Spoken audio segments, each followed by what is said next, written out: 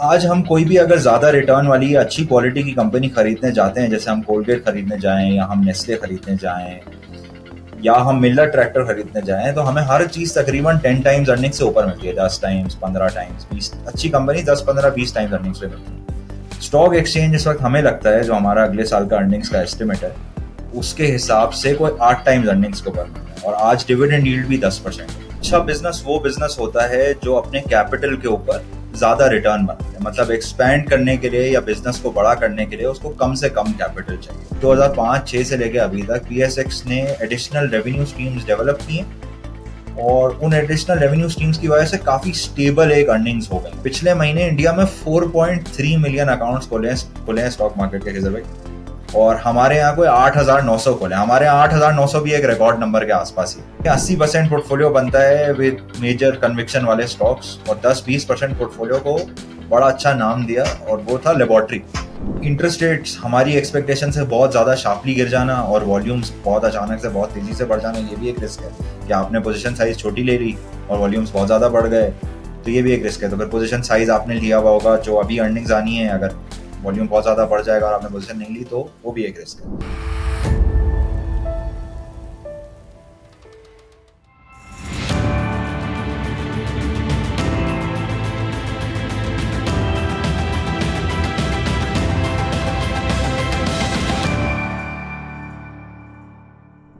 अस्सलाम वालेकुम यूसुफ भाई, क्या हाल है? वालेकुम अस्सलाम खिजर भाई, आप कैसे हैं? बिल्कुल ठीक। बहुत बहुत शुक्रिया, आपने अगेन टाइम दिया। अभी रिसेंटली आपने एक रिपोर्ट रिलीज़ की है अबाउट पाकिस्तान स्टॉक एक्सचेंज के बारे में। It's buy call from Chase Security. So उस पे डिस्कस कर लेते हैं। Before going to my questions, Yusuf भाई सबसे पहले हमें स्टॉक मार्केट का एक बैकग्राउंड, हिस्टोरिकल बैकग्राउंड एक्सप्लेन कर दें। शुरू में तो लाहौर में भी होती थी, इस्लामाबाद में भी थी, कराची स्टॉक एक्सचेंज थी। सो एक इसने जो जर्नी तय की है 1949 से लेके अभी तक, उस पे एक थोड़ा सा हिस्टोरिकल बैकग्राउंड दे दें। अच्छा, पहले तो देखें, हम आज बात कर रहे हैं पाकिस्तान स्टॉक एक्सचेंज, जो लिस्टेड कंपनी है पाकिस्तान स्टॉक एक्सचेंज के ऊपर। तो ये थोड़ा सा कंफ्यूजिंग है, बट एक्सचेंज के अपने शेयर भी आप खरीद सकते हैं, और ये रिपोर्ट जो है वो उसके ऊपर है। तो देखें, एक्सचेंज बना था 47 में, उसके बाद फिर 1970 में लाहौर स्टॉक एक्सचेंज बना था, और फिर उसके बाद इस्लामाबाद स्टॉक एक्सचेंज बना था। उसके बाद फिर पूरी दुनिया में देखें ये होता गया है कि एक्सचेंज की ओनरशिप जो है वो मेंबर्स के पास से निकाल के और फिर प्राइवेट शेयर होल्डर्स के हाथ में कर दी गई है। तो उसी तरीके से जो है वो पाकिस्तान का स्टॉक एक्सचेंज भी डीम्यूचुअलाइज हो गया है, और आप प्राइवेट शेयर होल्डर्स जो है वो ओन करते हैं। एक 40% स्टेक है जो चाइनीज शेयर होल्डर्स को और हबीब बैंक को दे दिया गया था, और कंपनी 2017 में लिस्ट हो गई थी। जब लिस्ट हुई थी तो कोई 27 रुपए का स्टॉक था। आज वही स्टॉक कोई 14 रुपए के आसपास है। तो स्टॉक प्राइस आधी हो गई है, वहां से अर्निंग्स जो है वो तकरीबन 4 गुना बढ़ गई हैं। और स्टॉक नीचे इसीलिए आ गया क्योंकि मार्केट जो है वो पूरी डी रेट हुई है, और अब बाजार लग रहा है कि एक रीजनेबल वैल्यूएशन के ऊपर आ गया है। तो फिर हमने सोचा कि इसके ऊपर एक रिपोर्ट की जाए, क्योंकि एक बहुत इंटरेस्टिंग कंपनी है। तो देखें, 49 में कोई 5 कंपनीज लिस्टेड थी, आज कोई 500 कंपनीज लिस्टेड हैं। ये कोई पीक लगा है 781 कंपनीज का अर्ली 2000s में। तो जो स्टॉक मार्केट में एक्चुअली सही से लिस्टेड वो 90s में हुई हैं, जब डी नेशनलाइज सारी चीज़ें हुई हैं, और 90s में जो है वो पूरी इकोनॉमी डीरेगुलेट और ओपन अप की थी, तो उस वक्त काफ़ी कंपनीज लिस्ट हुई थी। तो 91 से 94 में, 94 95 तक कराची स्टॉक एक्सचेंज का जो प्राइस अर्निंग्स रेशो था वो कोई 7 टाइम्स से 24 टाइम्स अर्निंग्स हो गया था, जिसकी वजह से फिर बहुत ज़्यादा कंपनीज लिस्ट हुई थी उस वक्त। और उसके बाद से कोई बहुत ज़्यादा कंपनीज लिस्ट होती नहीं है अभी। जैसे लास्ट पिछले 1-2 साल से सिर्फ 4-5 कंपनीज लिस्ट हो रही हैं। अगर हम 95 96 देखेंगे तो 95 96 में 30-40 कंपनी साल में लिस्ट हो जाती थी। उसका पी भी ज़्यादा था, तो लोगों का इंटरेस्ट भी जो है वो उन कंपनीज को लिस्ट करने में ज़्यादा होता था। तो स्टॉक मार्केट की यही हिस्ट्री है कि भाई 47 में मार्केट बनी, 49 में 5 कंपनीज लिस्टेड थी, आज 500 लिस्टेड हैं। वॉल्यूम ज़ाहिर है पहले काफ़ी कम होते थे। 2000 से लेकर 2008 तक काफ़ी ज़्यादा स्टॉक मार्केट में वॉल्यूम्स होते थे। समझ लेना 2000 से लेके 2008 तक जो रोज की ट्रेडिंग होती थी वो कोई उसकी एवरेज है 1.18% ऑफ मार्केट कैप। आज हम कोई 0.25%, 0.3% ऑफ मार्केट कैप जो है वो रोज ट्रेडिंग होती है। और हमें जो है वो लगता है कि आगे जाके ये वॉल्यूम्स भी वापस बढ़ जाएंगे, और जैसे जैसे मार्केट कैप बढ़ती जाएगी तो उसके साथ भी बढ़ते जाएंगे, लेकिन ऐसा हो सकता है कि ये रेशो भी बढ़ जाए। ये एक छोटी सी हिस्ट्री होगी। यूसुफ भाई thank you. Before going to my next question, आप खुद भी माशाल्लाह बिजनेस भी करते हैं, सो पहले हमें एक्सप्लेन करें what is a good business. Good business की डेफिनेशन क्या है? देखें देखें, अच्छा बिजनेस वो बिजनेस होता है जो अपने कैपिटल के ऊपर ज्यादा रिटर्न बना ले। मतलब एक्सपैंड करने के लिए या बिजनेस को बड़ा करने के लिए उसको कम से कम कैपिटल चाहिए। जैसे लास्ट हमने जो पॉडकास्ट की थी उसमें हम बता रहे थे कि भाई जो सीमेंट्स हैं वो सस्ते हैं लेकिन बहुत अच्छे बिजनेसेस नहीं है, क्योंकि वो एक 15% रिटर्न बनाते हैं कैपिटल के ऊपर। फिर हम कह रहे थे कि अलगाजी ट्रैक्टर या मिल्लर ट्रैक्टर हैं तो वो 88% रिटर्न इक्विटी पे अलगाजी बनाता है, 100% रिटर्न जो है वो मिल्लत बनाता है। अगर कोई भी अपना बिजनेस करता है तो वो ये वाली बात को बहुत अच्छी तरीके से समझता है कि अगर कल सुबह से बिजनेस को ट्रिपल करना है तो पैसे लगाने पड़ेंगे और कैपिटल इंजेक्ट करना पड़ेगा। तो अच्छे बिजनेसेस एक तो वो होते हैं जिनको कैपिटल कम यूज करना होता है। जैसे अगर फर्ज करें कल मंडे सुबह से स्टॉक मार्केट का वॉल्यूम 100 बिलियन हो जाए तो उसमें पैसे, जो स्टॉक एक्सचेंज है उसको कोई पैसे नहीं लगाने पड़ेंगे, ब्रोकर्स पैसे लगाएंगे, एसेट मैनेजमेंट कंपनीज पैसे लगाएंगी, जो उनकी मार्केटिंग फर्म्स हैं वो पैसे लगाएंगी। लेकिन स्टॉक मार्केट को खुद कल मंडे को सुबह वॉल्यूम को 30 बिलियन से 100 बिलियन करने के लिए कोई एडिशनल कैपिटल नहीं डालना पड़ेगा, जिसका मतलब यह है कि जितने पैसे वो बनाएंगे वो सारे शेयर होल्डर्स को दे सकते हैं। तो अभी अगर आपने FY24 का रिजल्ट भी देखा हो तो ₹1.28 अर्निंग आई है और ₹1 उन्होंने डिविडेंड दे दिया है, क्योंकि उनको वो ग्रोथ जो करनी है उसके लिए कैपिटल की जरूरत नहीं। तो पहली चीज तो हो गई रिटर्न ऑन इक्विटी, कि रिटर्न ऑन इक्विटी या return on capital employed business का ज्यादा होना चाहिए। और उसमें जो हम स्टॉक एनालिस्ट देख रहे होते हैं वो हम ये देख रहे होते हैं कि जरूरी नहीं है कि पीछे का रिटर्न ऑन कैपिटल एम्प्लॉयड अच्छा हो, हमें ये देखना होता है कि आगे जो बिजनेस करना है उसके लिए क्या रिटर्न ऑन कैपिटल होना चाहिए। अच्छा, पहली चीज हो गई। दूसरी चीज हो गई कि जो बिजनेस का ग्रो करने के लिए रनवे होना चाहिए वो बहुत लंबा होना चाहिए। तो देखें, हम देख रहे हैं कि 1949 में 5 कंपनीज लिस्टेड थी और आज जो है वो 500 लिस्टेड है। तो हम ये नहीं कह रहे कि कोई ग्रोथ मेच्योर हो गई है या अब ग्रोथ नहीं होगी। हम तो अब कह रहे हैं कि अब तो ग्रोथ स्टार्ट होगी पाकिस्तान में। तो अगर ग्रोथ पाकिस्तान में होती रहेगी तो बहुत ही लंबा रनवे है, मतलब अगले 100-200 साल का रनवे है जिसके अंदर जो है वो अर्निंग्स ग्रो करती जा सकती हैं। तो दूसरी जो किसी अच्छे बिजनेस की क्वालिटी होती है वो होती है कि रनवे अच्छा हो। फिर तीसरी एक इम्पॉर्टेंट बात होती है वो ये होती है कि जो जो मैनेजमेंट हो वो कंपनी को शेयर होल्डर्स के लिए चला रही है। तो जनरली जहाँ पे हमने देखा है कि स्कैटर्ड शेयर होल्डिंग होती है और मुख्तलिफ लोग होते हैं बोर्ड्स के ऊपर, तो वहाँ गवर्नेंस भी अच्छी होती है। चोरी करने का कोई इंसेंटिव नहीं होता, मैनेजमेंट्स को बोनसेस मिलते हैं अच्छी परफॉर्मेंस के ऊपर, और शेयर होल्डर्स का ख्याल रखा जाता है उन कंपनीज में जहाँ पे गवर्नेंस अच्छी होती है। तो हमें बाजार लगता है अभी तक कि PSX की जो गवर्नेंस है और बोर्ड जिस तरीके से कंपनी को चला रहा है तो वो अच्छे तरीके से चला रहा है। तो ये हो गई एक तीसरी बहुत इंपॉर्टेंट चीज़। यूसुफ भाई, what is the business model of Pakistan stock exchange? ये पैसे कैसे बनाते हैं? देखें, स्टॉक एक्सचेंज एक सर्विस प्रोवाइड करता है कि कंपनीज जो है वो अपना कैपिटल रेज कर सकें और अपने आप को लिस्ट कर सकें।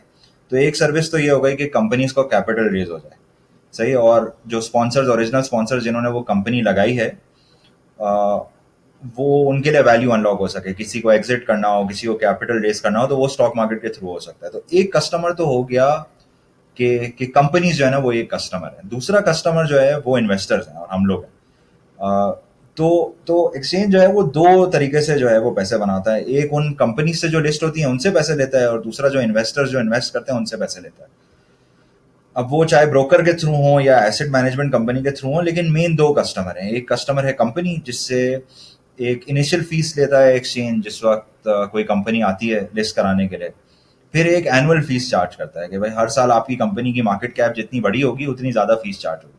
30 जून को एक फीस सेट होती है और फिर अगला पूरा साल वो फीस लेते रहते हैं। दूसरा जो है वो कस्टमर होता है। कस्टमर से कुछ फिक्स चार्जेस होते हैं। आप लोगों ने अपने जो CDC की या जो अपनों की सब अकाउंट की जो स्टेटमेंट होती है उसमें देखा होगा कि CDC एक चार्जेस लगाता है। तो एक फिक्स चार्जेस होते हैं हर कस्टमर के ऊपर जो बहुत थोड़े होते हैं, फिर एक इनिशियल फीस होती है। अच्छा, सीडीसी ने अभी एक फीस खत्म भी कर दी है, उसकी जगह एक ट्रेडिंग पे फीस लगा दी है, वो हम आगे डिस्कस करते हैं। एक तो एक ट्रांजैक्शंस पे फीस होती है जो बहुत कम होती है। जैसे इस वक्त स्टॉक एक्सचेंज जो है वो लाख रुपए के आप शेयर लें या बेचें तो 3.5 रुपए चार्ज करता है आपको। और मेरा ख्याल है कोई डाउट नहीं है कि अगर स्टॉक एक्सचेंज कल सुबह इस फीस को 10 रुपए भी कर दे तो हमें कोई इशू होगा। अगर लाख रुपए के ऊपर कोई 3.5 रुपए की जगह 10 रुपए भी ले ले तो इन्वेस्टर्स को कोई बहुत ज़्यादा इशू उस प्राइसिंग से होगा नहीं। तो दो कस्टमर हैं केजर भाई, एक एक कंपनीज हैं जिनसे एक इनिशियल फीस और एनुअल फीस लेते हैं, और एक इन्वेस्टर्स हैं जिनसे एक फिक्स्ड फीस और एक ट्रांजैक्शन फीस ले रहा होता है एक्सचेंज। फिर इसी तरीके से एक्सचेंज जो है ना, एक सिर्फ एक्सचेंज नहीं है, पीएसएक्स जो है वो 3-4 चीज़ें ओन करता है। यूसुफ भाई, आपने एक्सप्लेन कर दिया कि गुड बिजनेस क्या होता है, और आपने ये भी एक्सप्लेन कर दिया कि पाकिस्तान स्टॉक एक्सचेंज का बिजनेस क्या है। सो अभी आप पाकिस्तान स्टॉक एक्सचेंज का जो बिजनेस है इसको किस तरह रैंक करते हैं in terms of business quality? देखिए, हम बहुत हाईली रैंक करेंगे इसको, और उसकी वजह ये है कि देखें, जैसे फर्ज करें कोई बिजनेस 20% रिटर्न ऑन कैपिटल बनाता है। अगर कोई बिजनेस 20% रिटर्न बनाता है अपने कैपिटल के ऊपर, तो अगले 10 साल अगर वो 20% के लिए ग्रो करता रहेगा तो वो 20% ग्रो करता रहेगा, लेकिन वो बीच में कोई उसके पास कैश बचेगा नहीं, क्योंकि उसको हर साल वो बिजनेस आगे एक्सपैंड करने में लगाते रहना पड़ेगा। तो वो कोई डिविडेंड बीच में नहीं दे सकेगा। पाकिस्तान स्टॉक एक्सचेंज में ऑन दी अदर हैंड, अगर पाकिस्तान स्टॉक एक्सचेंज 20% से 25% से 15% से जिस भी रेट से ग्रो करता रहे अर्निंग्स को, उसको कोई पैसे होल्ड नहीं करने पड़ेंगे, तो आप बिजनेस को क्वालिटी वाइज बहुत अच्छा रेट कर सकते हो। फिर रनवे भी बहुत लंबा है। जैसे हम बहुत सारी कंपनीज में सोचते हैं कि भाई यहाँ कंपटीशन आ जाएगा, अगर किसी भी सेक्टर में पाकिस्तान में पैसे बन रहे होते हैं तो गारंटीड होता है कि कुछ सालों में वहां पे कंपटीशन आ जाएगा, और फिर उसके बाद रिटर्न्स जो हैं वो इक्विटी पे नॉर्मलाइज हो जाएंगे। स्टॉक एक्सचेंज में हम देख रहे हैं कि भाई इस्लामाबाद, कराची के बाद इस्लामाबाद और लाहौर है, और फिर वो अब मर्ज होकर सारे एक ही हो गए। तो एक और स्टॉक एक्सचेंज बनना मुल्क में थोड़ा मुश्किल है। अ, तो अगले 50 साल भी थोड़ा मुश्किल है, क्योंकि अभी कंपनीज कम है, अभी तो ग्रोथ शुरू हो रही है। तो बहुत हाईली रैंक करेंगे, क्योंकि एक मोनोपोली वाली पोजीशन है एक्सचेंज की, और रिटर्न ऑन कैपिटल भी जो है वो इंक्रीमेंटल कैपिटल के ऊपर रिटर्न भी काफ़ी ज़्यादा है। स्टॉक एक्सचेंज को पैसे नहीं लगाने पड़ते। जो पैसे लगा रहे होते हैं वो ब्रोकरेजेस होते हैं, ब्रोकरेज फर्म्स होती हैं जहाँ भी आपका अकाउंट है। जैसे अगर आपका चेज में अकाउंट है तो स्टॉक मार्केट के वॉल्यूम्स बढ़ाने के लिए वो पैसे चेज लगाएगा। फिर आप भी कि हमारी आज की एक्टिविटी देख लें, हम एक तरीके से स्टॉक एक्सचेंज की मार्केटिंग कर रहे हैं। स्टॉक एक्सचेंज ने हमें कोई पैसे नहीं दिए, तो अ, तो दूसरे लोग मार्केटिंग करते हैं, दूसरे लोग कैपिटल लगाते हैं, और उसका फायदा जो है वो एक्सचेंज और एक्सचेंज के शेयर होल्डर्स को होता है। यूसुफ भाई, what are the top reasons to buy stock exchange stock? देखें, पहली तो हमने डिस्कस की कि रिटर्न ऑन कैपिटल जो है वो काफ़ी ज़्यादा है।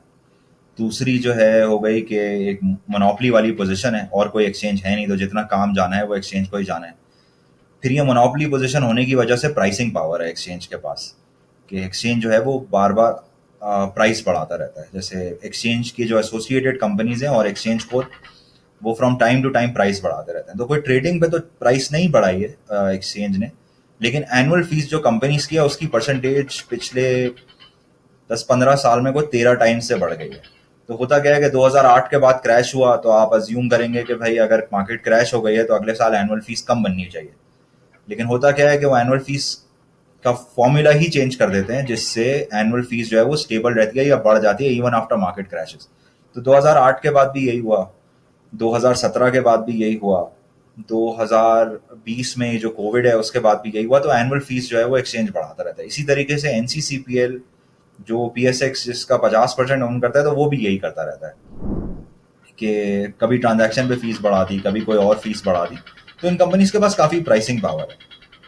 फिर एक कंपनी है जिसके शेयर हैं पीएसएक्स के पास, वो है पाकिस्तान मर्केंटाइल एक्सचेंज। तो अक्टूबर 2022 में इन्होंने एक फॉर्मूला चेंज किया फीस का, जिससे हुआ ये कि पहले ये हर तरह के कॉन्ट्रैक्ट के ऊपर एक अलग तरह की फीस चार्ज करते थे। फिर इन्होंने एक फ्लैट 0.009% फीस चार्ज करना शुरू कर दी। उससे और थोड़ी वॉल्यूम ग्रोथ से पीमेक्स की जो अर्निंग्स 2021 में 50 मिलियन रुपए थी सिर्फ, वो आज कोई 270 मिलियन के आसपास होनी चाहिए जब इस साल का रिजल्ट की डिटेल्स आ जाएंगी हमारे पास। तो वो फी इंक्रीजेस से जो है, चाहे चाहे मार्केट में वॉल्यूम्स बढ़ रहे हों या नहीं, या और कंपनीज लिस्ट हो रही हों या नहीं, ये अपनी फीस बढ़ाते रहते हैं। फिर एक हिस्टोरिकल परफॉर्मेंस बहुत अच्छी है पीएसएक्स की अपनी एज अ कंपनी। तो आप समझ लें 2000 पिछले 10 साल से 2014 से को 19% का अर्निंग्स का केगर है। तो आज जो अरब रुपए अर्निंग्स है वो पिछले 10 साल से 19% बढ़ के जो है वो आज अरब रुपए हुई है। जबकि स्टॉक मार्केट ने बहुत अच्छा परफॉर्म नहीं किया है, इन द सेंस के मार्केट कैप बहुत ज़्यादा से नहीं बढ़ी है और कंपनीज भी कोई बहुत ज़्यादा और लिस्ट नहीं हुई है, लेकिन अर्निंग्स का केगर 19% है क्योंकि कंपनी के पास प्राइसिंग पावर है। फिर देखें, आज हम कोई भी अगर ज़्यादा रिटर्न वाली या अच्छी क्वालिटी की कंपनी खरीदने जाते हैं, जैसे हम कोलगेट खरीदने जाएं या हम नेस्ले खरीदने जाएं या हम मिलर ट्रैक्टर खरीदने जाएं, तो हमें हर चीज़ तकरीबन 10 टाइम्स अर्निंग से ऊपर मिलती है, 10 टाइम्स, 15 टाइम्स, 20, अच्छी कंपनी 10, 15, 20 टाइम्स अर्निंग्स पे मिलती है। स्टॉक एक्सचेंज इस वक्त हमें लगता है जो हमारा अगले साल का अर्निंग्स का एस्टिमेट है उसके हिसाब से कोई 8 टाइम्स अर्निंग्स के ऊपर मिल रहा है, और आज डिविडेंड यील्ड भी 10% है। और हमें लगता है कि ये डिविडेंड जो है वो जैसे जैसे मार्केट बड़ी होती जाएगी और कंपनीज लिस्ट होती जाएंगी और ट्रांजैक्शन वॉल्यूम बढ़ता जाएगा, तो हर साल ये डिविडेंड थोड़ा थोड़ा करके बढ़ता जाएगा। जैसे जो कंपनीज जनरली ज़्यादा पे आउट करती हैं उनका हमें पता होता है कि भाई ग्रोथ बहुत ज़्यादा नहीं आएगी, लेकिन इस केस में क्या होगा कि ये डिविडेंड पे आउट करने के साथ साथ भी ग्रो कर सकते हैं। फिर अच्छा, फिर जो एक और ज़रूरी चीज़ है वो है कि देखें, ये सारी हम लॉन्ग टर्म बातें कर रहे हैं, फिर एक शॉर्ट टर्म भी बात है इसके अंदर, और वो शॉर्ट टर्म बात ये है कि देखें जैसे जैसे इंटरेस्ट रेट्स नीचे आएंगे, तो रिपोर्ट में कुछ चार्ट्स भी है कि जब जब इंटरेस्ट रेट्स नीचे जाते हैं तो स्टॉक मार्केट के जो ट्रांजैक्शन वॉल्यूम्स हैं वो ऊपर चले जाते हैं। और उसकी वजह ये है कि भाई एक तो फिक्स इनकम में लोगों को पैसे कम मिल रहे होते हैं तो पार्टिसिपेशन वैसे ही बढ़ जाती है। दूसरा ये होता है कि ब्रोकर्स और लोग ट्रेडिंग और लेवरेज करके जो है वो बहुत सारी ट्रेडिंग लेवरेज पे हो रही होती है। तो जब इंटरेस्ट रेट जब जब नीचे गए हैं तो तब तब ट्रांजैक्शन वॉल्यूम बढ़ गया। फिर हिस्टोरिकल जो ट्रांजैक्शन वॉल्यूम है एक्सचेंज का वो रहा है कोई 1.18% 2000 से लेके 2008 तक एज अ परसेंटेज ऑफ पूरी मार्केट कैप। तो वो ट्रांजैक्शन वॉल्यूम आज 0.25%, 0.3% के आसपास है। हमारी ये बेस अजम्पशन नहीं है कि ये कोई वापस 1% हो जाएगा, लेकिन ये हो सकता है 1% भी वापस। तो अगर ये 1% वापस किसी वक्त हो गया 1 साल, 2 साल, 3 साल, 5 साल में, तो ये 100 बिलियन की तकरीबन ट्रेडिंग हो जाएगी रोज। तो अगर हम लास्ट वीक देखें तो लास्ट वीक को 30 बिलियन की ट्रेडिंग हुई है हर रोज। रोल ओवर वीक भी था, रोल ओवर में थोड़ी ज्यादा भी होती है। हम अज्यूम कर रहे हैं कि अगले साल में कोई 27.8 बिलियन का अगर रोज का वॉल्यूम हो तो कोई 1 रुपये 60 पैसे अर्निंग आ जाएगी और 1 रुपये 28 पैसे, 1 रुपये 30 पैसे जैसा डिविडेंड आ जाएगा, जो एक अच्छी ग्रोथ होगी डिविडेंड्स में नेक्स्ट ईयर। तो अगर इस साल 1 रुपया मिल रहा है तो अगले साल थोड़ा और डिविडेंड बढ़ जाएगा, उससे अगले साल फिर थोड़ा और बढ़ जाएगा, फिर थोड़ा और बढ़ जाएगा। तो ये मेजर वजह है कि भाई अच्छी क्वालिटी का बिजनेस है, अच्छी मैनेजमेंट है, प्राइसिंग पावर है और रीजनेबली प्राइस्ड है बिजनेस कि 8 टाइम्स अर्निंग्स है। तो बहुत सस्ता भी नहीं है और बहुत महंगा भी नहीं, तो रीजनेबली प्राइस्ड है। तो अगर किसी को कोई लॉन्ग टर्म पोजीशन लेनी है तो ये एक अच्छी पोजीशन है कि आप सोचें कि भाई मैं हर महीने हर साल इस पोजीशन में थोड़ा थोड़ा ऐड करता रहूँगा। अच्छा, इसमें दोबारा बहुत ज़रूरी है जो हमने पिछली दफ़ा भी चीज़ डिस्कस की थी, और वो है पोजीशन साइजिंग। इसका बिल्कुल भी मतलब ये नहीं है कि ये रिपोर्ट निकली है तो आप 100% पोर्टफोलियो का पीएसएक्स खरीद लें। पोजीशन साइज कंट्रोल्ड होनी चाहिए। 1% भी हो सकती है आपकी पोजीशन पोर्टफोलियो की, 5% भी हो सकती है, 10 भी हो सकती है, डिपेंडिंग ऑन योर कन्विक्शन और आपको को कितनी समझ है। कोई सवाल है तो हमें ईमेल करें कि भाई ये वाली चीज़ समझ में नहीं आ रही, किसी का कोई काउंटर आर्ग्यूमेंट है कि ये क्यों नहीं करना चाहिए, तो भी वो हमें ईमेल करें। लेकिन सारे ये हमारे भी ये एस्टिमेट्स हैं और ये हमारी एक असेसमेंट है बिजनेस की, और ज़रूरी नहीं है कि 100% हम सही होंगे, लेकिन मुझे लगता है कि ये बहुत वैल्यूबल कंपनी जिसको जहाँ पे ट्रेड करना चाहिए ये उससे बहुत सस्ती मिल रही है। और सस्ती मिलने की बहुत बड़ी वजह यह है कि इस स्टॉक से बहुत सारे लोग तंग आ गए, और उस तंग आने की बहुत बड़ी वजह यह है कि ये स्टॉक आया था 2017 में 27 रुपए का। जब 27 रुपए का आया था तो ये कोई 80-90 टाइम्स अर्निंग्स पे ट्रेड कर रहा था, तो बहुत ही ज़्यादा ओवर वैल्यूड आया था।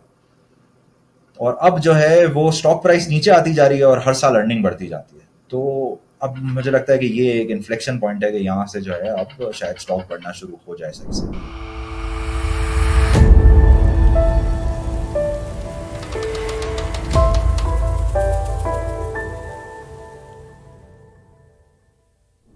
अभी आपने पाकिस्तान मर्केंटाइल एक्सचेंज की बात की कि पाकिस्तान स्टॉक मार्केट के उसमें भी कुछ स्टेक्स हैं।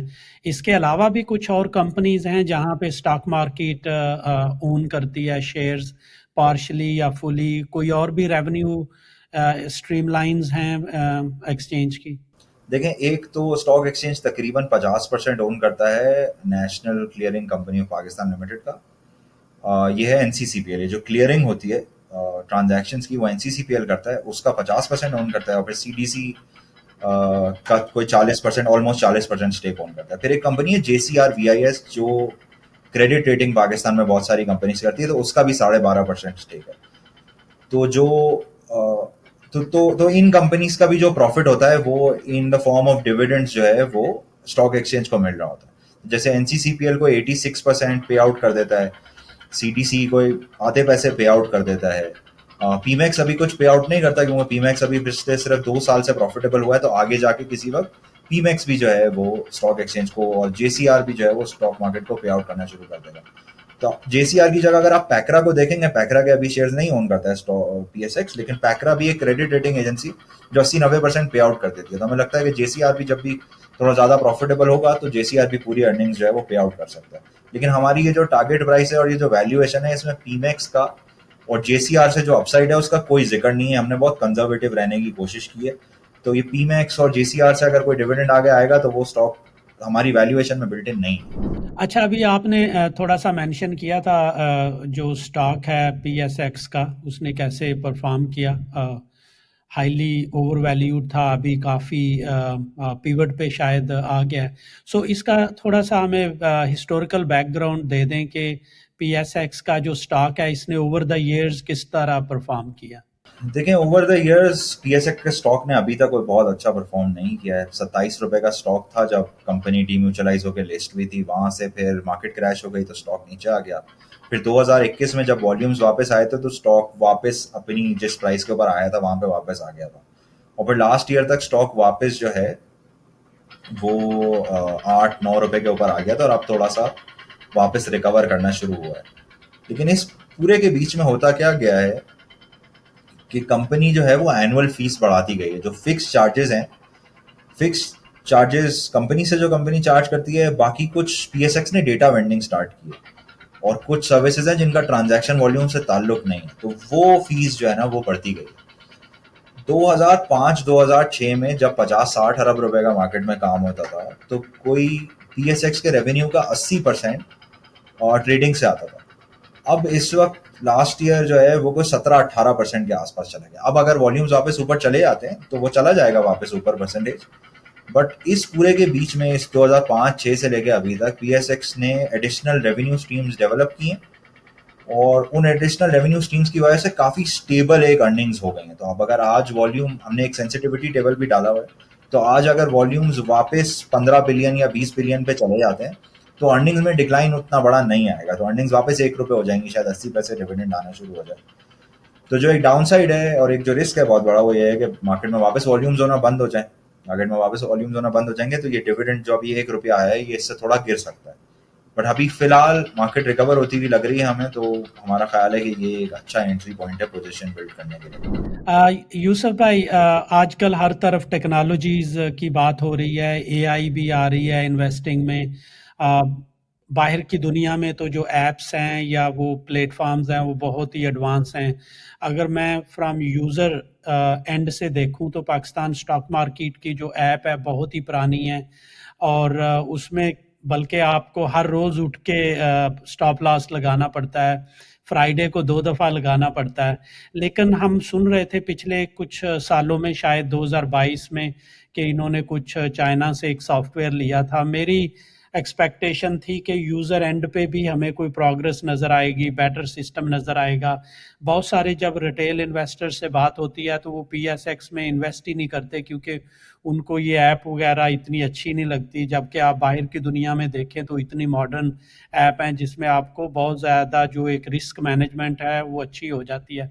सो अभी पीएसएक्स कहाँ पे खड़ी है इन टर्म्स ऑफ टेक्नोलॉजीज? आपने रिपोर्ट में मेंशन किया है इसके सॉफ्टवेयर के बारे में, सो इसके बारे में भी एक्सप्लेन कर दें। देखिए, हमारी जो अंडरस्टैंडिंग है ना वो ये है कि ये काम ना पीएसएक्स नहीं करेगा, ये काम करेंगे ब्रोकर्स। जो PSX के प्लेटफॉर्म को यूज करके आके अपने कस्टमर्स को एक यूजर इंटरफेस देंगे। तो आप नेक्स्ट कैपिटल की एक ऐप देखेंगे तो नेक्स्ट कैपिटल ने एक अच्छी ऐप निकाली है। फिर चेस की ऐप के यूजर इंटरफेस के ऊपर काम हो रहा है। KSB ने अभी एक इजी पैसा के साथ एक कॉन्ट्रैक्ट किया है।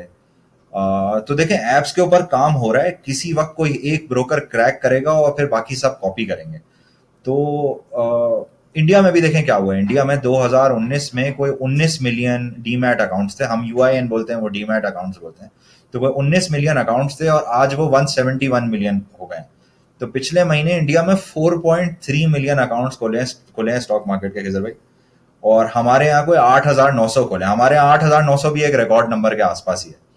और हमारे यहाँ अभी इस वक्त 3,22,000 यूजर है। तो मुझे लगता है अगले 1 2 3 साल में किसी वक्त कोई ब्रोकर जो है वो इसको क्रैक करेगा और उसके बाद जो है वो ट्रांजैक्शन वॉल्यूम्स काफी बढ़ जाएंगे। हमने अभी भी अगर हम देखें ना, ये जो 9,000 अकाउंट्स हैं जो खुले हैं पिछले महीने, तो इसमें से कोई 7,000 अकाउंट्स जो हैं वो तकरीबन ऑनलाइन खुले और बाकी 2-3 हज़ार फिजिकल रह गए हैं अब। और अब जैसे जैसे आगे हम बढ़ते जाएंगे तो ब्रोकर्स भी ज़ाहिर देखें, एक और भी चीज़ समझेंगे, जब से ये ऑनलाइन इतना ज़्यादा आया है तो ब्रोकर्स ने भी कोई पैसे नहीं कमाए हैं, तो इंडस्ट्री में कैपिटल भी और नहीं आ रहा है। अब मार्केट चली है पिछले साल ब्रोकरेज फर्म्स ने और एसेट मैनेजमेंट कंपनीज ने। एसेट मैनेजमेंट कंपनीज तो खैर कंटिन्यूसली पैसे बना रही थी, बट ब्रोकरेज फर्म्स जिन्होंने ये ऐप बनानी है तो उन्होंने कोई बहुत खास पैसे नहीं कमाए। तो जब जैसे जैसे ब्रोकर्स पैसे कमाते जाएंगे तो ऐप पे और इस पे भी बहुत मेहनत होती जाएगी। कोई एक ब्रोकर क्रैक करेगा और मेरा ख्याल है, और उसके बाद फिर बाकी सब लोग उसको बहुत आसानी से कॉपी कर लेंगे। तो और इस पूरे के अंदर जो जो PSX के में एज अ बिजनेस खूबसूरत बात है कि आप देखें अभी इसके अंदर भी हम यही डिस्कस कर रहे हैं कि ये काम PSX नहीं करेगा। ये काम जो लोग उस PSX के प्लेटफॉर्म के ऊपर अपने बिजनेसेस बिल्ड कर रहे हैं वो पूरा खर्चा वो करेंगे। तो चाहे उनका बिजनेस चले उसके बाद या उनका बिजनेस ना चले, PSX is regardless going to make money. जिसकी वजह से जो है वो PSX एक बहुत जबरदस्त, जिसको हम बोलेंगे ना, गुड बिजनेस है। तो PSX is a good business because सारे पैसे आगे उसका जो डिस्ट्रीब्यूटर है, ब्रोकर या एसेट मैनेजमेंट कंपनी, सारा खर्चा इंफ्रास्ट्रक्चर पे वो करे। सही, थैंक यू यूसुफ भाई, आपने ये क्लैरिफाई कर दिया। मैं तो ये सोचता था कि शायद PSX की साइड से ही ये एक वीकनेस है कि सॉफ्टवेयर जो है वो बहुत पुराना है। PSX ने एक सॉफ्टवेयर चेंज किया है पिछले सालों में, $4-5 मिलियन खर्च किए हैं। उसका मेजर एक फायदा एक तो होगा कि ट्रांजैक्शन सेफ हो जाएंगी। दूसरा, जो नंबर ऑफ ट्रांजैक्शन PSX एक सेकंड में आप एग्जीक्यूट कर सकता है ना, वो बहुत ज्यादा है। तो अब बड़े लंबे अरसे तक ना PSX को कोई कैपिटल एक्सपेंडिचर नहीं करना। एक और वजह 2017 से लेके अभी तक कोई बहुत ज्यादा डिविडेंड ना आने की है, वो ये है कि PSX जो है वो बार बार PSX को कैपिटल एक्सपेंडिचर करना पड़ रहा है। अब PSX को वो कैपिटल एक्सपेंडिचर PSX कर चुका है और अब आगे पैसे खर्च नहीं करने। तो अब आगे जो पैसे बनेंगे, हमारा ख्याल है उसका एक मेजर पोर्शन डिविडेंड में देता जाएगा PSX। हमने कुछ और दुनिया में एक्सचेंजेस के भी एग्जांपल्स दिए, तो आप उसमें भी देखेंगे कि सबका पे आउट रेशो काफी हाई होता है क्योंकि सबका बिजनेस मॉडल यही प्लेटफॉर्म वाला होता है। तो इंडिया में जो NSE है वो भी पूरे पैसे दे देता है, जो काफी एक बड़ा पोर्शन दे देता है। यूरोनेक्स्ट भी अच्छा बड़ा पोर्शन दे देता है, हांगकांग का एक्सचेंज भी बड़ा पोर्शन पे आउट कर देता है। तो सारे एक्सचेंजेस बड़ा पोर्शन पे आउट कर देते हैं और फिर भी ग्रो करते रहते हैं। तो PSX ने सॉफ्टवेयर पे पैसा खर्च कर लिए हैं, चाइनीज सॉफ्टवेयर ले आए हैं, बट आगे जो यूजर इंटरफेस है उस पर ब्रोकर्स काम कर रहे हैं। और सभी तकरीबन जितने बड़े हाउसेज हैं वो काम कर रहे हैं। जो जरूरी चीज समझने की है वो यही है कि देखें, एक स्नोबॉल इफेक्ट होता है। ब्रोकर्स पैसे कमाते हैं, फिर वो और इन्वेस्ट करते हैं, फिर वो और पैसे कमाते हैं, फिर वो और इन्वेस्ट करते हैं। तो किसी का एक बिजनेस मॉडल क्लिक होगा और फिर वो सब कॉपी करेंगे और फिर उसके बाद काफी तेजी से जो नंबर ऑफ पार्टिसिपेंट्स है वो मार्केट में बढ़ भी जाएंगे। एक और वजह जो पार्टिसिपेंट्स ना बढ़ने की है वो ये है कि मार्केट में बहुत योयोज हुए हैं पिछले 20 साल में।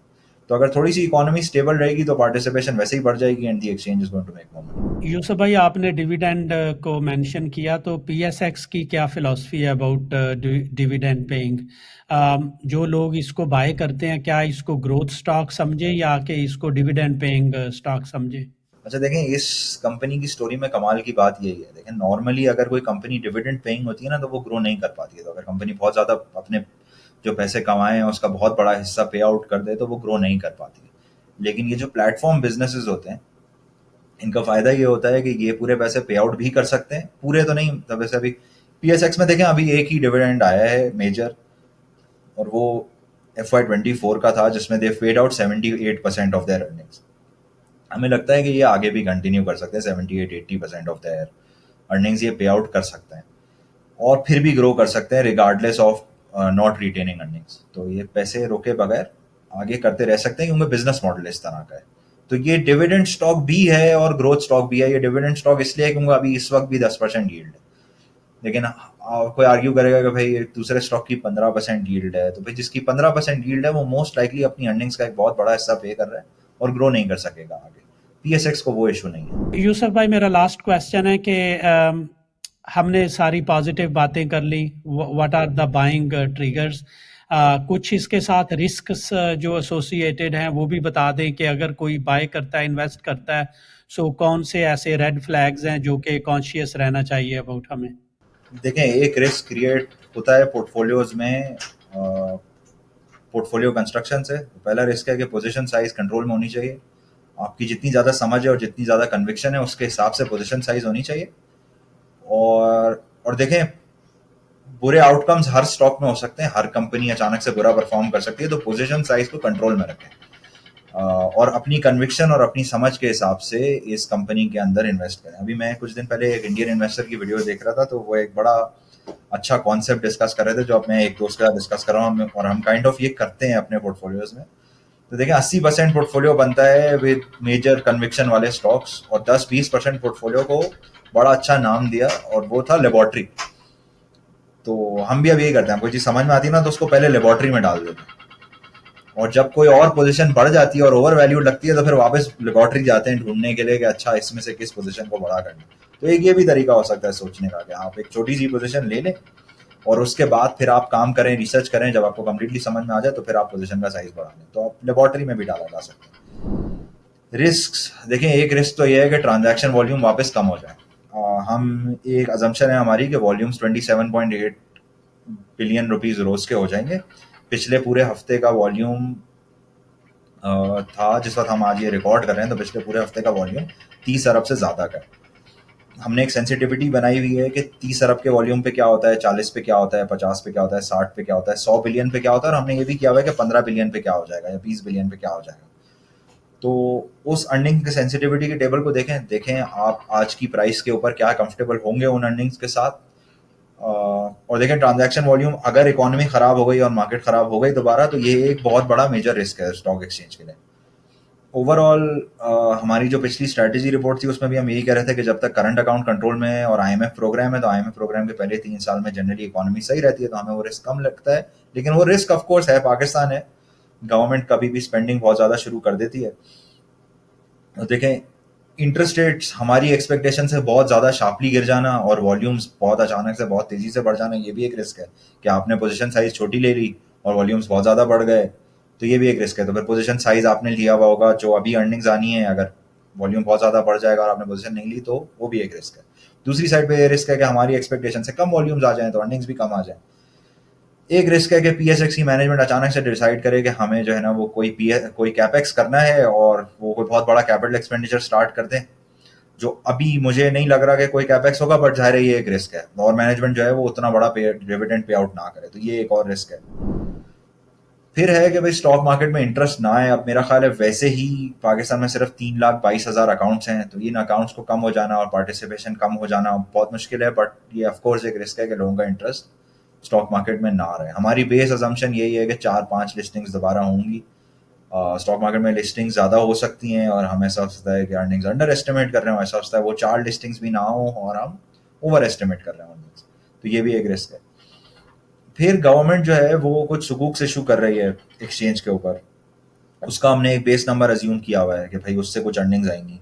अगर गवर्नमेंट वो सुकूक स्टॉक मार्केट पे इशू नहीं करती है तो वो एक रिस्क है। अगर गवर्नमेंट हमारी एक्सपेक्टेशन से ज़्यादा कर देती है और अर्निंग्स का एस्टिमेट मिस हो जाता है तो वो भी एक रिस्क है। तो ये 3-4-5 चीज़ें देखें, अगर ट्रांजैक्शन वॉल्यूम होगा और इनिशियल फीस होगी तो ये नंबर आएगा अगर हमारे एस्टिमेट से। अच्छा देखें, दूसरा जो मैं जिस तरीके से मैं इस स्टॉक को खरीदूं वो ये होगा कि ये एक लॉन्ग टर्म पोजीशन सही है। हमने ट्रांजैक्शन वॉल्यूम की बात की और मुझे लगता है कि अगले 1-2 साल में ट्रांजैक्शन वॉल्यूम बहुत स्पीड से भी बढ़ सकता है, जिससे स्टॉक शायद अर्निंग्स बहुत ज़्यादा से भी बढ़ जाए। बट इसको as a long term position सोचना चाहिए कि भाई ये कंपनी ने पिछले 10 साल में 19% से अर्निंग्स ग्रो की हैं, तो ये अगले 10 साल में भी 19-20% से अर्निंग्स ग्रो करेगा, और अगले 20 साल में जो है वो इसका डिविडेंड भी इतना ही पे, तो इसका डिविडेंड पे आउट भी 19-20% से हर साल बढ़ता रहेगा। तो अगर सिर्फ ये भी हो जाए तो ये भी बहुत अच्छा आउटकम है। बहुत तेजी से अगर ना भी बढ़े तो भी बहुत अच्छा आउटकम होगा, अगर आराम आराम से पीएसएक्स ग्रो करता रहे अर्निंग्स को और डिविडेंड्स को। बाकी मेरा ख्याल है डिटेल में रिपोर्ट पढ़ें, हर पेज को पढ़ें, कोई सवाल है तो हमें ईमेल करें। मेरा ईमेल एड्रेस दिया हुआ है रिपोर्ट के ऊपर ही। रिपोर्ट मेरा ख्याल है सब लोगों को मिल ही जाएगी जिस वक्त तक ये वीडियो रिलीज होगी। और रिपोर्ट को पढ़ें, चीज़ को समझें, पोजीशन साइज कंट्रोल में रखें, रिसर्च करके काम करें। जितना काम फ़ोन खरीदने के लिए करते हैं उससे ज़्यादा काम स्टॉक खरीदने के लिए करें। यही मेजर एक एडवाइस होगी। और बाकी चेज़ में अकाउंट खोलें, हमारी रिपोर्ट्स पढ़ें, कोई फीडबैक अच्छा बुरा जैसा भी है वो हमें दें, ताकि हम सर्विस को भी इम्प्रूव कर सकें, हम बेहतर रिपोर्ट्स भी लिख सकें और हम सबकी हेल्प भी कर सकें। थैंक यू यूसुफ भाई। बहुत सारे लोगों को तो रिपोर्ट मिल चुकी होगी ऑलरेडी, जिनको नहीं मिली इस रिपोर्ट को मैं capitalmarketsforall.com की साइट पे लगा दूंगा ऑन द रिसोर्सेज पेजेस, आप वहां से डाउनलोड कर सकते हैं। बहुत बहुत शुक्रिया यूसुफ भाई। थैंक यू विजय भाई, अल्लाह हाफिज़।